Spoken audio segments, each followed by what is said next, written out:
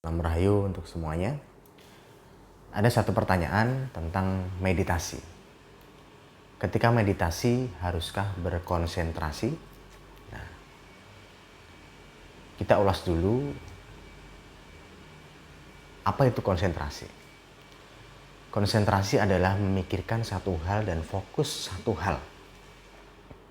Nah, ini biasanya adalah pekerjaan pikiran. Jadi konsentrasi penuh pada satu titik.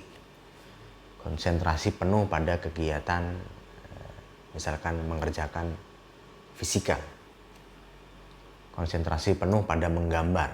Nah, ini lebih kepada dominan pikiran untuk konsentrasi. Dan dalam meditasi kita tidak perlu banyak konsentrasi. Mungkin awalnya kita perlu konsentrasi dulu untuk menyimbangkan, untuk menyadari pola nafas kita. Namun tidak harus penuh Anda kemudian fokus pada satu titik yang akhirnya mengabaikan titik yang lain. Nah, memang ada keterikatan antara konsentrasi dan meditasi. Ya, meditasi lebih banyak melibatkan panca indera, kalau konsentrasi lebih pada dominan satu state. Ya, nah saya tidak membahas detailnya. Dan konsentrasi dipakai di awal saja. Jadi pada saat kita mau pejam mata mungkin, atau tetap buka mata, namun kita fokus pada satu masalah, kemudian menyebarkan rasa damai, rasa nyaman ke seluruh tubuh dengan tidak menahan dan tidak melawan apa yang kita pikirkan. Nah, kalau dikonsentrasikan kita fokus, harus mengunci titik fokus itu, kemudian menghasilkan sebuah hasil konsentrasi. Nah, kalau dalam Islam, meditasi ini lebih kepada khusyuk, ya, atau tumak nina. Jadi, dan bagaimana seseorang bisa khusyuk? Salah satu kunci yang saya temukan adalah menyadari apa yang jarang kita sadari.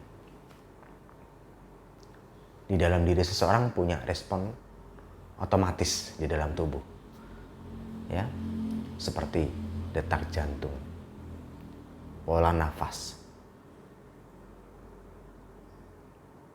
kemudian aliran darah, ya.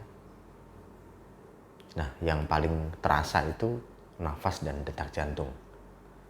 Kalau antara nafas dan detak jantung, saya lebih merasakan nafasnya daripada detak jantungnya, ya. Nah, sadari apa yang jarang kita sadari. Dengan menyadari apa yang jarang kita sadari, maka diri kita akan masuk dalam kondisi bersyukur, masuk dalam kondisi khusyuk, masuk dalam kondisi meditasi. Nah, dalamnya meditasi bisa diperdalam atau bisa pada tingkat yang ringan, tergantung Anda menyadarinya. Nah,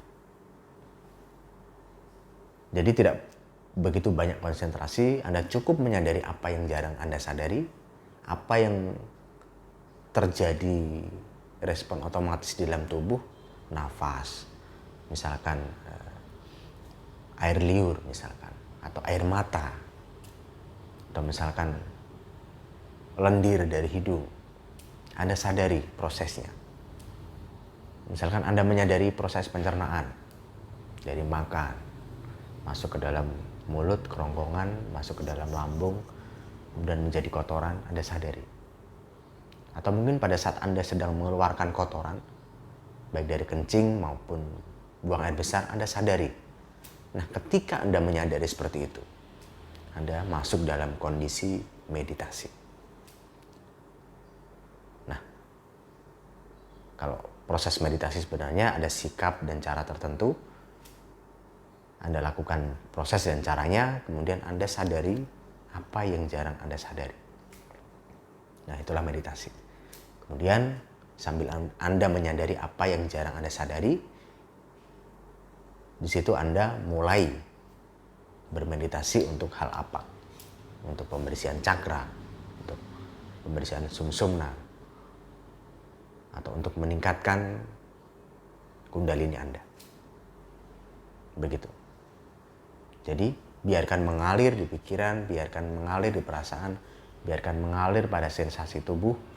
Ada gerak-gerak silakan, ada rasa panas, hangat di dalam tubuh. Anda jangan tahan, jangan dilawan. Biarkan mengalir. Nah, itu adalah proses meditasi. Meditasi lebih banyak fungsinya untuk melepas semua beban pikiran, beban perasaan, beban ketegangan tubuh. Nah, kalau pada konsentrasi lebih terpusat pada satu titik atau state tertentu, apakah pikiran atau perasaan atau gerak tubuh. Namun tidak menyadari apa yang terjadi di dalam tubuh. Fokus saja tapi tidak menyadari. Kalau meditasi menyadari, ya. Itu bedanya. Jadi dalam meditasi kita perlu sedikit konsentrasi atau bahkan tidak perlu dan hanya menyadari apa yang terjadi sensasinya dalam tubuh kita, yaitu pikiran, perasaan, dan respon tubuh. Anda sadari pikiran Anda mengalir. Anda alirkan semua ke dalam sensasi tubuh Anda. Jadi sadari apa yang jarang Anda sadari, maka Anda sedang mengalami kondisi meditasi. Jadi jawabannya adalah sedikit konsentrasi atau tidak perlu konsentrasi untuk meditasi, ya.